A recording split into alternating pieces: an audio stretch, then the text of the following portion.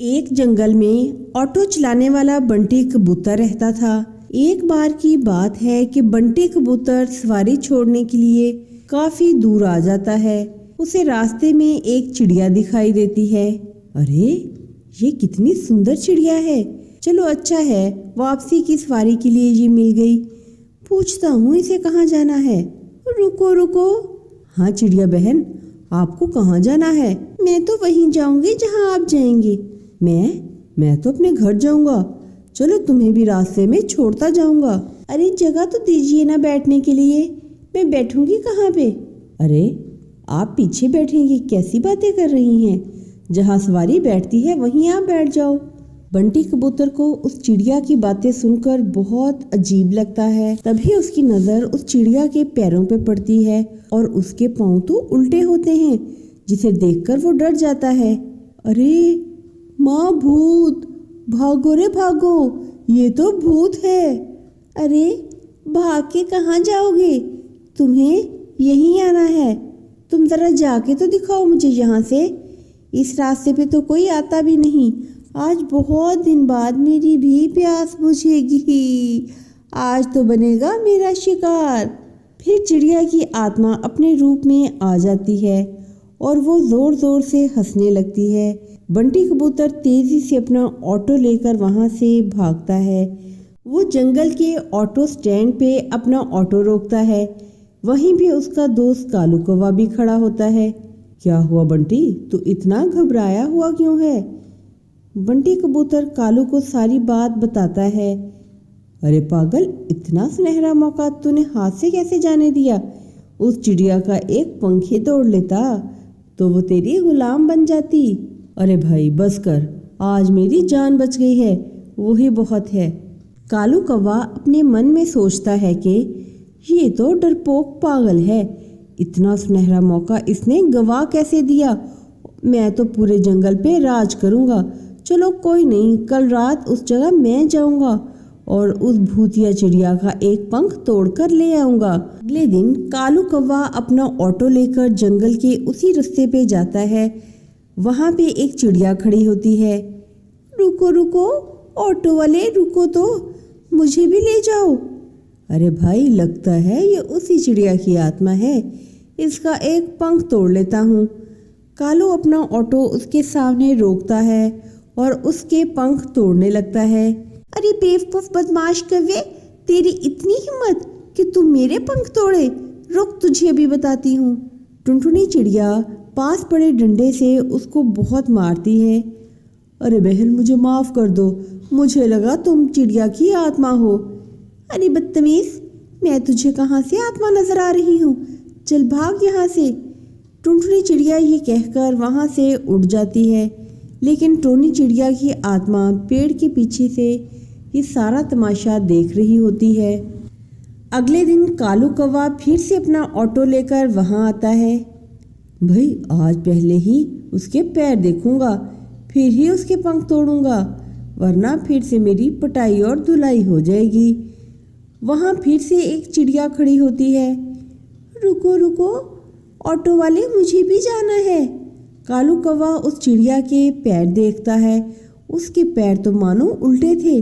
कालू कौवा उसके पंख तोड़ने ही वाला होता है, तभी टोनी की आत्मा अपने असली रूप में आ जाती है। कालू कौवा बहुत डरावनी आवाजें सुनता है।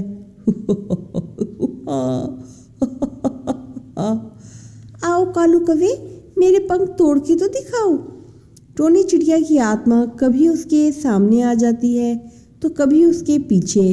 वो उसे बहुत मारती है। मुझे माफ कर दो चिड़िया की आत्मा, मैं कभी आइंदा ऐसा नहीं करूँगा, मुझे जाने दो। अरे क्यों छोड़ दूँ? तुझ जैसे पक्षियों को मारना ही तो मेरा लक्ष्य है। तुझ जैसे लालची पक्षियों को जीने का कोई हक नहीं। तभी बंटी कबूतर अपने ऑटो में सवारी लेकर वहाँ पे आता है। अरे चिड़िया की आत्मा, छोड़ दे इसको, मैं तुझसे विनती करता हूँ।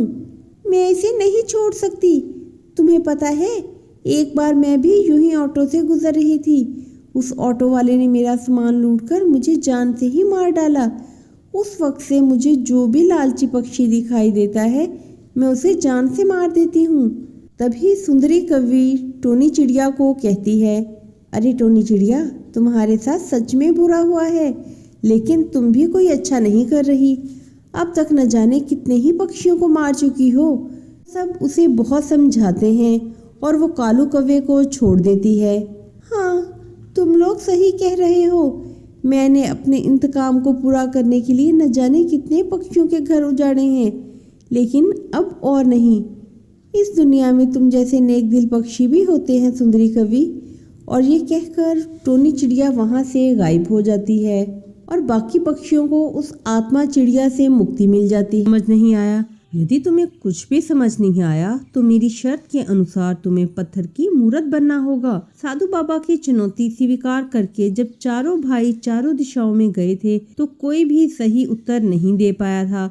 वो इन सबको पत्थर की मूर्त बना देता है। दूसरी तरफ चारों पुत्रों के वापिस ना आने पर जी चिंतित हो जाती हैं। अगले दिन रानी अपनी सबसे छोटी बेटी टुनटुनी चिड़िया से कहती है, टुनटुनी, कल तेरे चारों भाई जंगल का दौरा करके वापिस नहीं आए।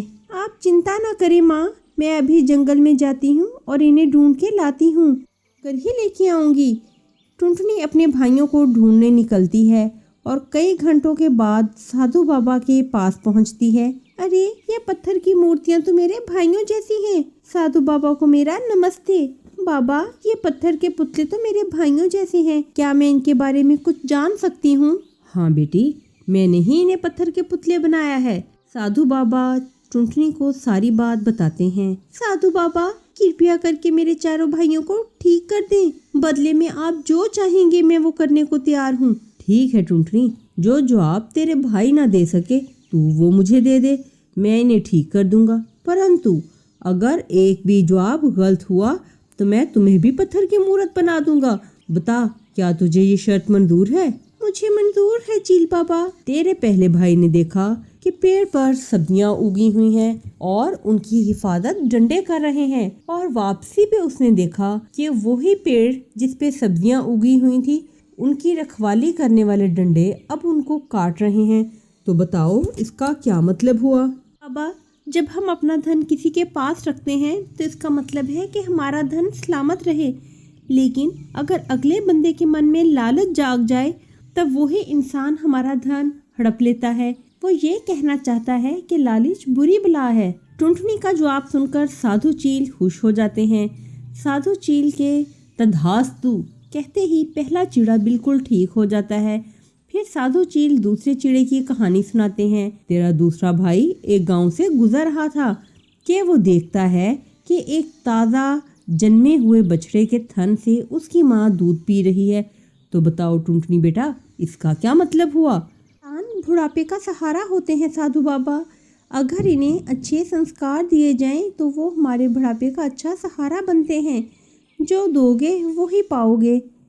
टुनटुनी चिड़िया का जवाब सुनकर साधु चील खुश होकर कहते हैं, तथास्तु, और दूसरा चिड़ा भी ठीक हो जाता है। फिर साधु चील तीसरे चिड़े की कथा सुनाता है। तेरे तीसरे भाई ने देखा एक बंदा एक पानी से भरे हुए कुंड से 2 खाली कुंडों को भरता है, लेकिन पहले पानी से भरे हुए कुंड में से एक कतरा भी कम नहीं होता।